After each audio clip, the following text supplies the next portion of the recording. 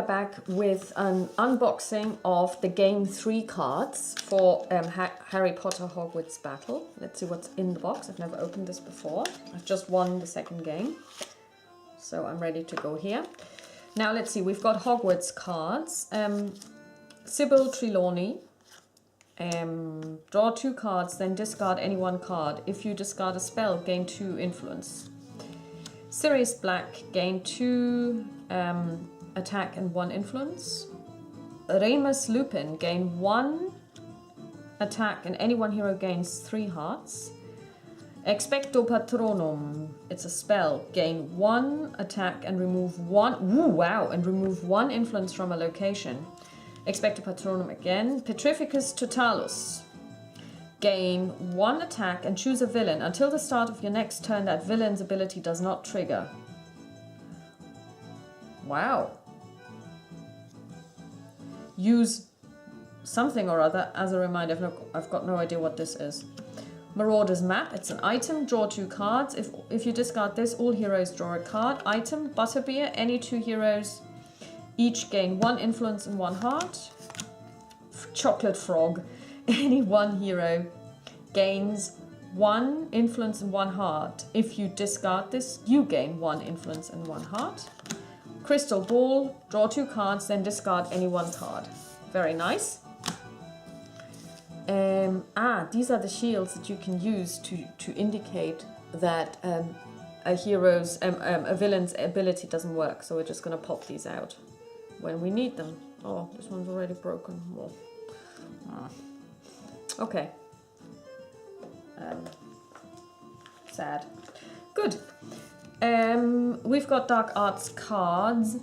Tarantalegra. Active hero loses 1 heart and cannot assign more than 1 hurt to each villain this turn. This is terrible. Oh, here's my favorite villain. Bellatrix Lestrange. Event. Oh, she's actually double barrel, I learned yesterday. She's Bellatrix Black Lestrange.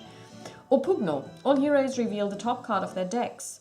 Heroes that reveal a card with value of 1 or more discard it and lose 2 hearts. Dementor's Kiss. Active hero loses 2 hearts and all other heroes lose 1 heart and a Dementor's Kiss again.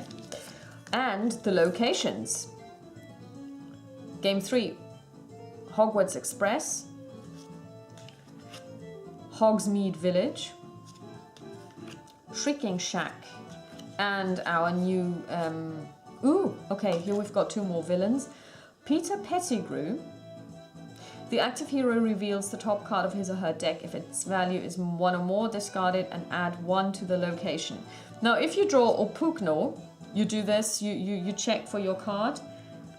Then this one is in play, and then add 1 to the location. And if you then have him out plus Mr. Malfoy, Draco's dad, what's going to happen is you're going to heal all of the villains as well. Oh, a Dementor. Active hero loses 2 hearts. Okay, now you can see that even the villain cards are going to start interacting with each other. It's getting more and more difficult. Okay, and we have more cards. Harry Potter. Oh, now the heroes get abilities.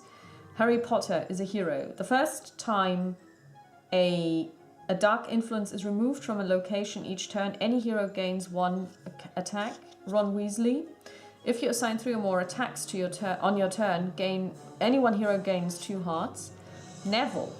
The first time each hero gains a heart on your turn, that hero gains 1 additional heart.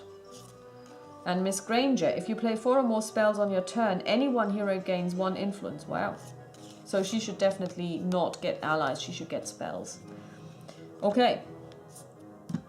So let's look at the information. Object, as in a previous game, defeat all the villains before they gain control of all of the locations.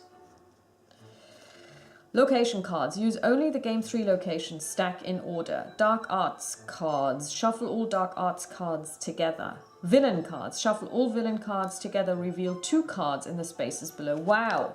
So from the very beginning, we're going to have 2 villains out. That's going to be terrible. So we're just going to shuffle all of these together. Okay, we can just basically put these away, but as you can see, even on the second, starting with the second location already, you're drawing 2 dark arts cards on everyone's turn. That's terrible. Cry. Okay. 1, 2, 3, 1, 2, 3, 1, 2. We've got plenty of villains now.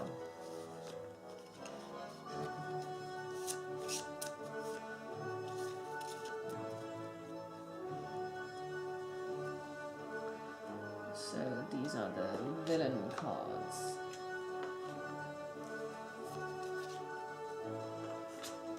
The dark arts cards, we're gonna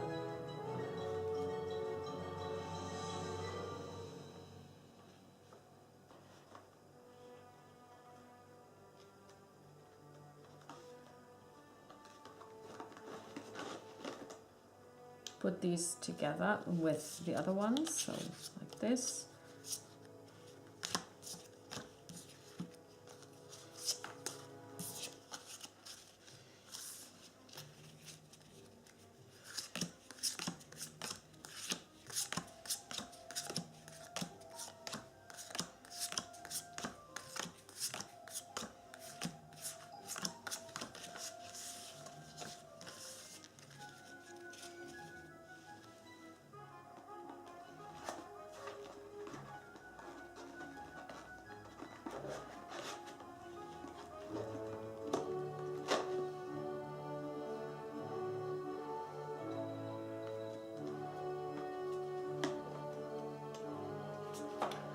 Okay.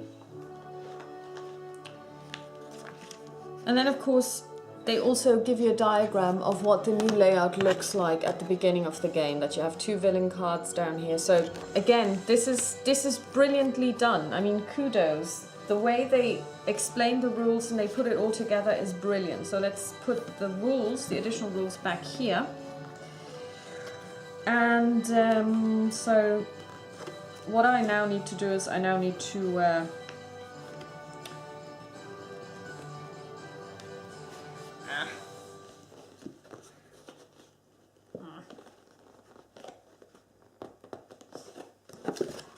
sleeve the cards. Okay, these are the new abilities cards, which go back here, I guess.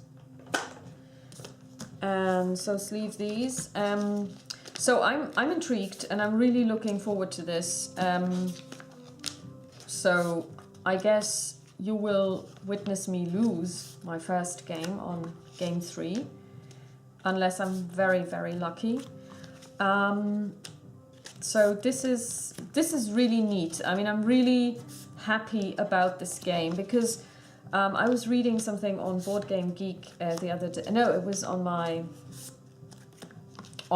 solo board gaming Facebook group, and somebody said when people decide to make a game out of a franchise, they don't really have to worry too much about the quality of the game to begin with, because they know that X amount of money will be made simply on the back of the franchise. So you could get a game out there with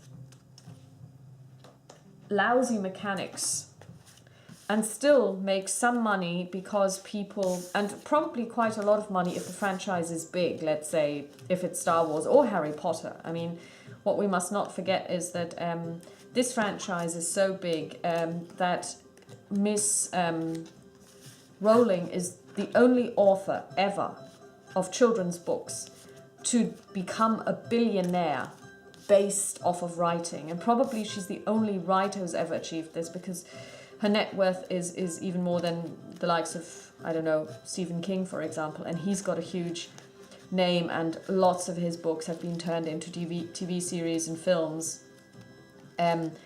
But obviously, I mean, she's got her own theme park. There's a Harry Potter theme park. So, and I mean, I kudos to her. I'm not envious. I think she's done a great thing also for literacy amongst children.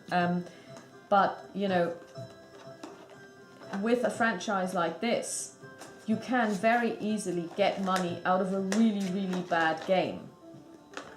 And I think that this is true. So when you have something that rests on a franchise that is very popular, you have to be, as a gamer, you have to be really careful if you're gonna buy into it, because it could be a name, and it could be, especially when you have a game like this where they use footage from the actual films, so stills from the films, you might end up with a really disappointing game.